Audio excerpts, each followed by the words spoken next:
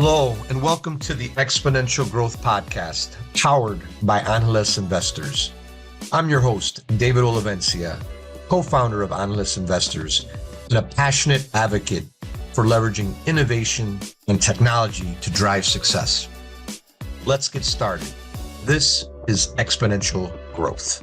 I also want to give gratitude to Salvi Media. They're the founding sponsor of the podcast. They're a premier executive content agency dedicated to crafting exceptional content and strategies that elevate companies' brands and their executives. They're creators of the Emmy Award-winning CEO series. I think many of you have seen that. We've also featured one of my portfolio companies, Analyst Investors and Hallow, on their CEO series. And they've had in-depth interviews with CEOs talking about their personal journeys and business experience. The CEO series can be found on Cheddar, Entrepreneur Magazine, Reach TV, and really want to thank Salvi Media for their support of the podcast. You can also follow them on social media, as well as they have a podcast studio in Chicago. Join them as well. So again, thank you, Salvi Media, for making this podcast possible. We have a very exciting show and episode today about two cool exponential trends: artificial intelligence, which what everybody talks about, but also the brain and brain tech. And with us today, we have Dr. Ramses Alcaide, or Alcaide, if you're in Massachusetts, how you pronounce it. But and we have him to kind of share his perspectives as a CEO of a very cool company called Neurable. Dr. Ramses, welcome. How are you? Good. It's an honor to be here today. I'm excited to be chatting with everybody, and I'll be showing some really cool brain technology stuff, and maybe we'll even sneak in on demo. Well, that's great, and looking forward to that. And you think about the brain, and you think about all the other advances in medicine and medical and all that kind of stuff, and kind of the frontier where there's so much opportunity and so much that we don't know, but it's like one of the most powerful things in the universe, the brain, and it's just amazing its capabilities. And so we'll walk through that. And so what we like to do in the podcast, on these exponential growth podcasts, first is just tell us a little bit about you and a little bit about Neurable. Yeah, definitely. And just to riff off the first part, AI and brain computer interfaces are literally going to be the two biggest things we bring to humanity, like easily, right? AI, and they work together. And the more we learn about the brain, the better we make AI, and the more we learn about AI, the better we understand the brain, right? And that it's kind of crazy to think about that. My journey really started when I was about 8 years old, which is kind of crazy to think about. But my uncle got into a trucking accident, and he lost both his legs. And it was a really traumatic time, obviously, for him, but it impacted me deeply, and it made me want to essentially dedicate my life toward how do I develop. At first, it was prosthetics that could be controlled by the brain. But then eventually it turned into, as I went to the University of Washington, studied electrical engineering there, then I got my PhD in neuroscience at the University of Michigan, and I realized that it's kind of crazy to think, but we don't understand the brain at scale, right? Which is insane, because it's the most powerful organ in our body, and yet it's the one we know the least about, right? And so the mission of Neurable really became, how do we enable the brain to be understood at scale? And most significantly is, how do we overcome the biggest challenge toward doing that, which is right now, any type of technology that enables at scale brain interfacing requires these large head cap systems, right? And so our work was essentially, how do we use AI to essentially take what used to be these large head cap systems that you see here, and then make them essentially work, make something that people would actually buy and use every single day, like a pair of headphones or earbuds, and then make them essentially work at a similar capacity. Well, And that large one doesn't look too cool or fashionable, by the way. It looks kind of right. clunky. And actually, I'm wearing a brain computer interface right now. This is a brain computer interface. It's actually a pair of headphones that has these soft electrodes on the inside, right? And these actually record my brain activity, and they can do a lot of the similar things you can do with that large brain cap, but in something that, it's noise cancellation. It's a great pair of headphones, but no one would be able to tell that there's a brain computer interface in them. Yeah, no, amazing. So you went fast through it, but let's just double click a little bit on you got a PhD in this thing called neuroscience, like, and I think you mentioned the accident that your relative had. It kind of got you kind of going in this area, but you get an electrical engineering degree, you say, hey, you know what? I really want to study this brain thing. Was it anything more than that accident? Or what drove you? And then not only study it, but you got a PhD, so you really got to dig in. PhDs, I mean, that's a long journey, a lot of studying, a lot of, you got to defend your thesis, all that kind of stuff. What, Yeah. why'd you do it? And why Yeah, I mean, Michigan? By the way, my three kids were born in Michigan, by the way. go blue, you know. There you go. There you go.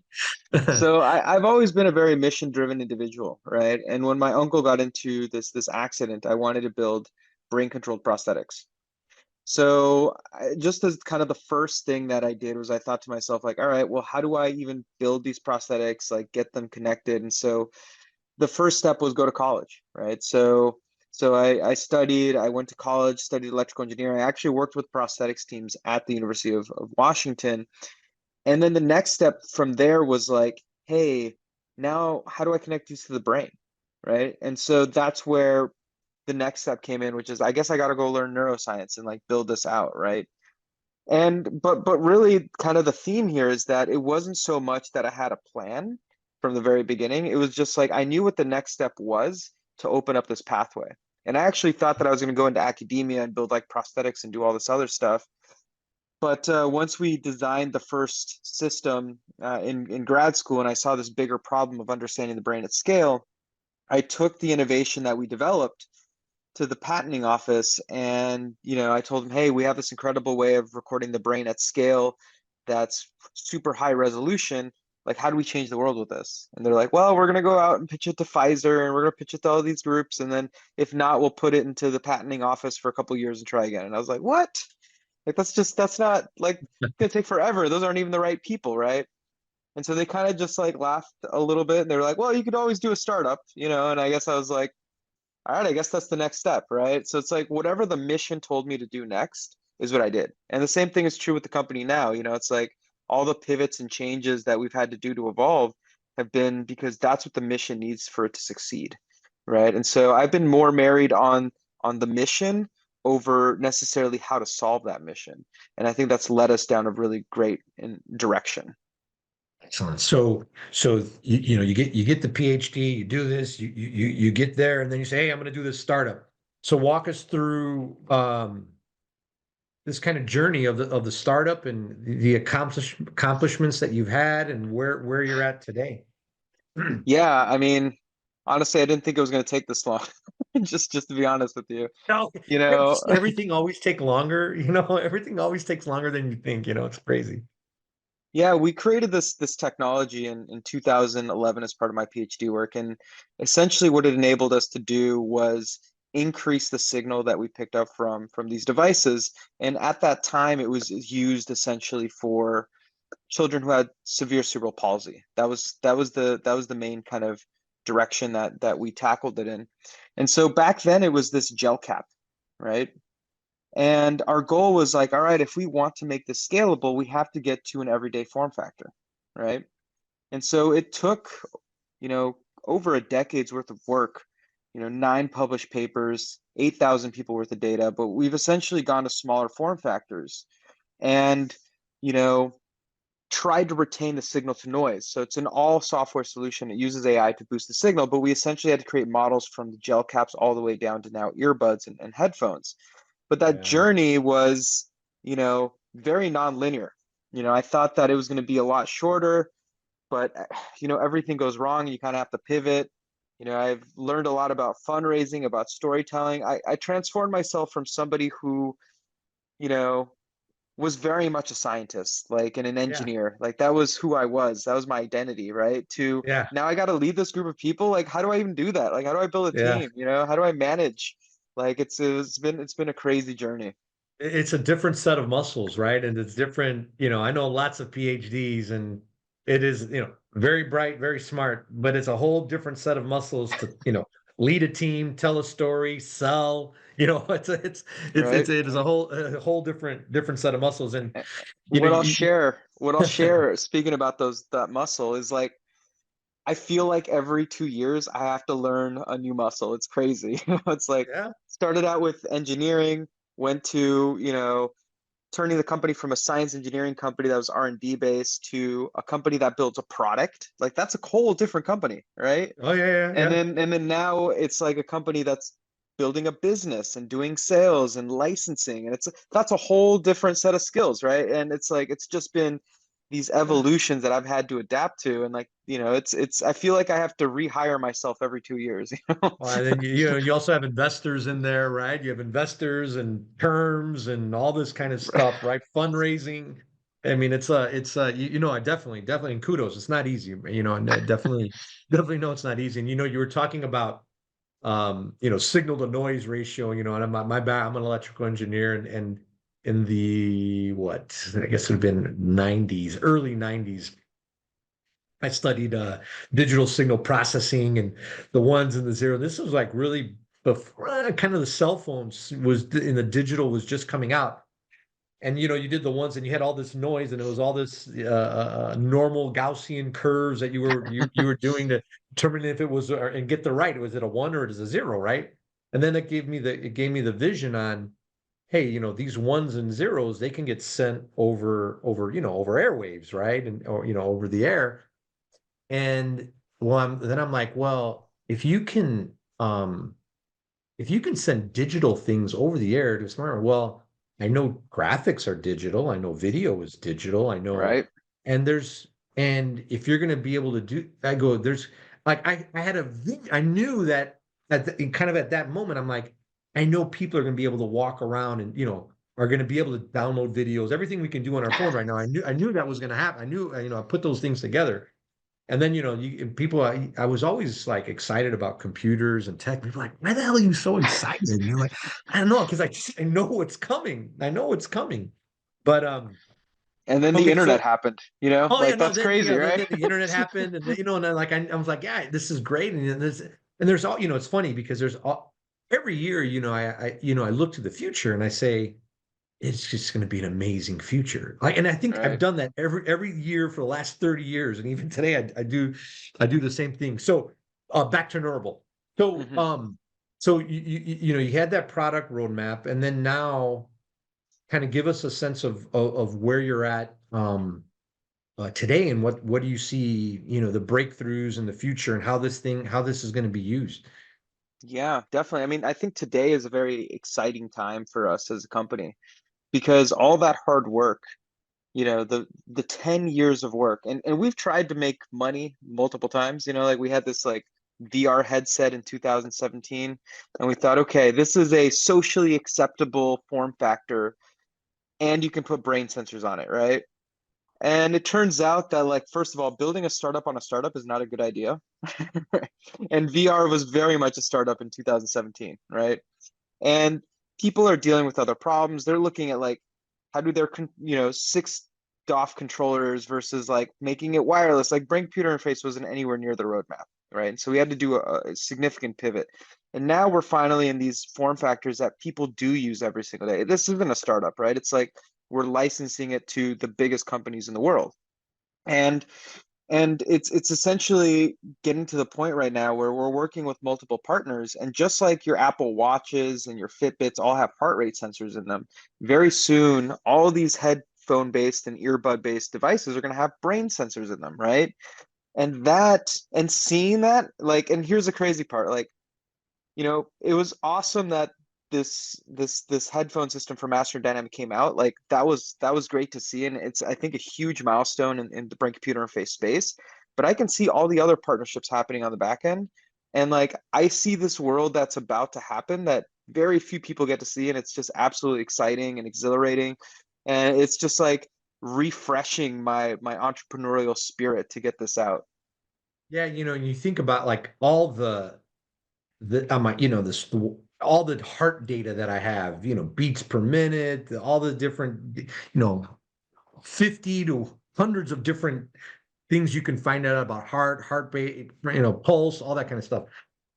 And then the brain you can't, but what you mentioned is, and for listeners out there, right? You can imagine a day where it's in your ear, your AirPods or whatever, your earbuds, and it's creating, and you can imagine 50, 100, hundreds of different Right. data points that you're getting about your brain that helps you improve you, just like this helps you with your heart health over time, can hopefully do the same with your brain. Yeah, and actually what's crazy is that your brain is so much more significant than any other organ in your body, right? Like this is a short list of all the things you can pick up from brain data. Like it's huge, right? Like you can't get this level of detail from any other wearable device, right?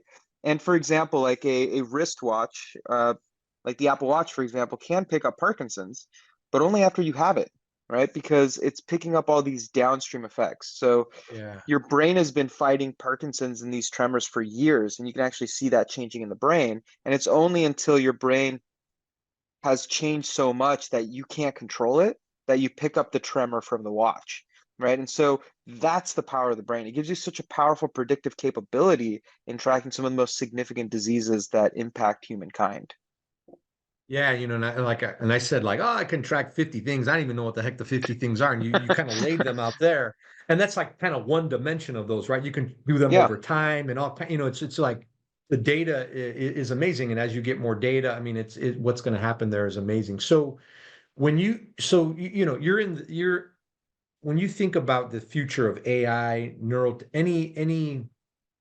any big things come to mind that you want to share with our listeners? I mean, you're deep into both of these, right? That maybe they should just keep aware of, better educate them as they go, into the future.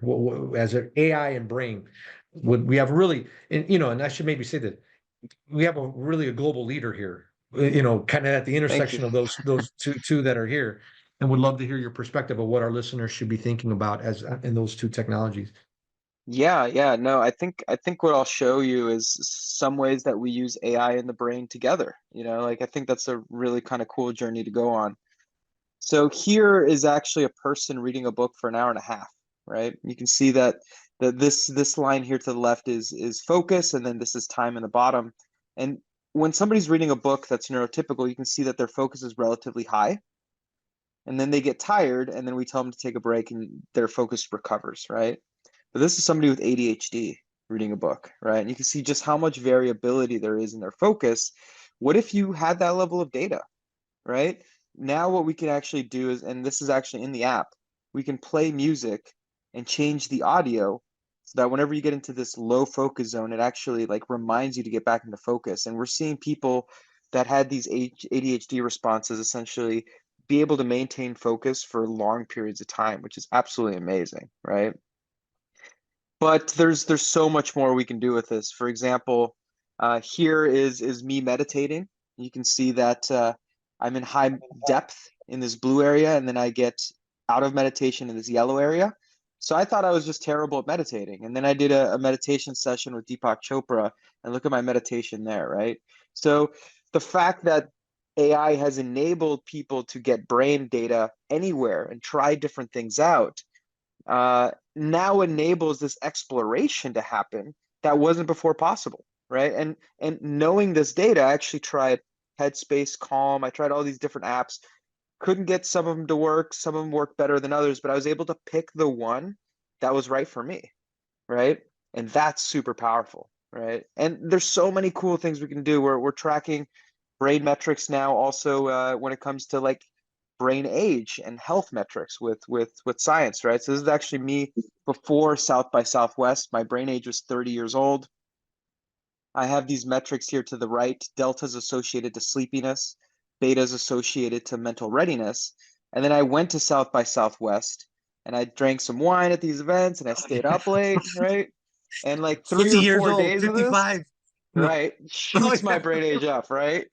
And then you can see here that my delta is higher. It's telling me I need to go to sleep. My brain readiness is lower. It was like, hey, you need to like, you know, get some rest.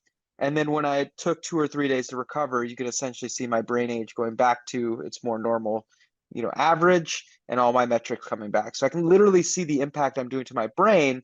And then long term, I can then see like how my baseline is changing based off of the actions that I'm taking. Interesting. Yeah, I mean that there's so, and so I'm doing some health things, right, where I'm getting all these biometric markers and all that stuff. but I don't get anything about my brain, right? I get all, you can think about the tip of, your blood. They can take your blood and you can get all kinds of different, um, biomarkers, but nothing on the brain. And to your earlier point, right? It's the most important, whatever organ in the Yeah, body, right? And it controls exactly. all the other stuff. So, and I think the whole, what'd you call it? The eight, your brain's age, right? Your age, Yeah, yeah. that, and then you track it over time, right?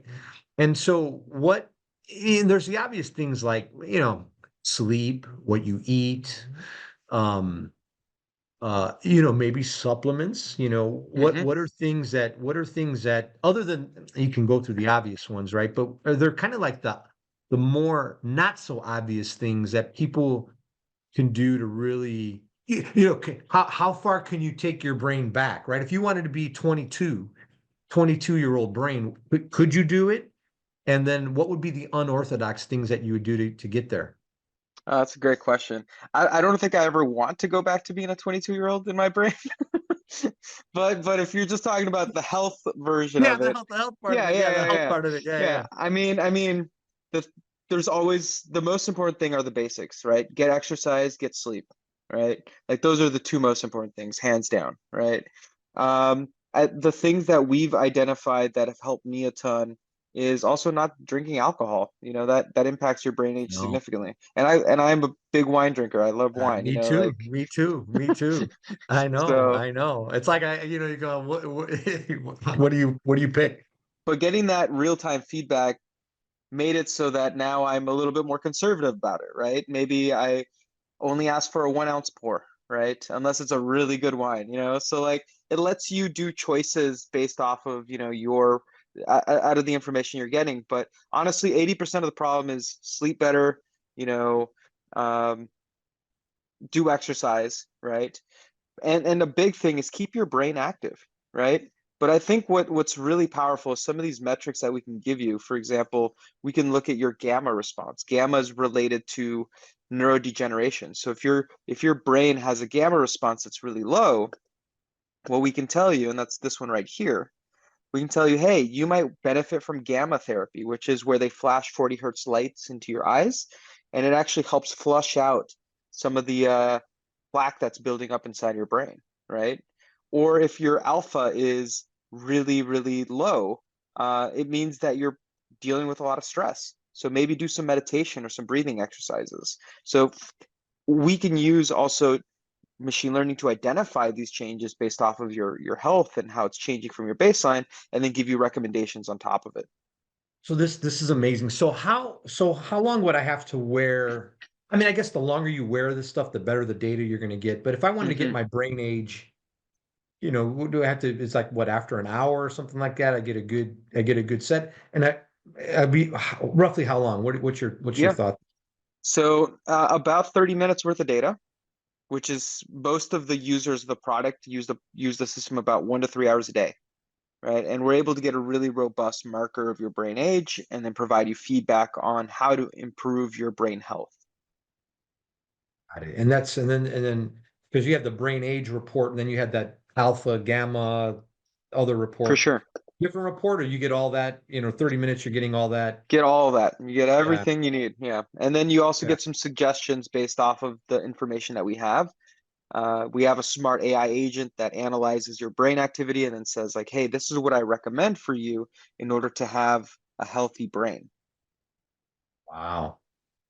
Really, I mean, that's excellent, right? I mean, you think about, and by the way, you think about all the money people are spending on health outside of your brain, right? Like, oh, do Yeah. this, take medicine, Ozempic, all this kind of stuff, right? Yeah. And I mean, that day, that yeah, you can have a healthy body, but if your brain's not healthy, it doesn't matter, like, right. And there's somewhat related too, right? If you don't take care of your body, it is going to impact your brain. It goes up the other way too. exactly, Uh, um, exactly. wow, a lot of ground we covered. So exponential growth, right? So we got two amazing trains. What we're explaining, the brain, AI, those coming together, and what we're doing to really open up health in the brain. Let's move a little bit to investing, right? So Yeah. you have a view on, people invest in you, and they've invested in Neurable. you're making bets and investment as a CEO, and then also I'm sure you have a perspective on, just overall investing and what people should be thinking about and looking at. So we'd love to hear your thoughts across those areas on investing, which is the other area. Was you get all these cool trends, but to the listeners out there, it's like, okay, well, that's great, but if I want to invest and I want to get a great return on this stuff, where do I place my bets? Where do I place my chips? So we'd love to hear your thoughts. Yeah, I mean, what I would say is I'm kind of biased, obviously. Like, I think that this is the age of neurotech.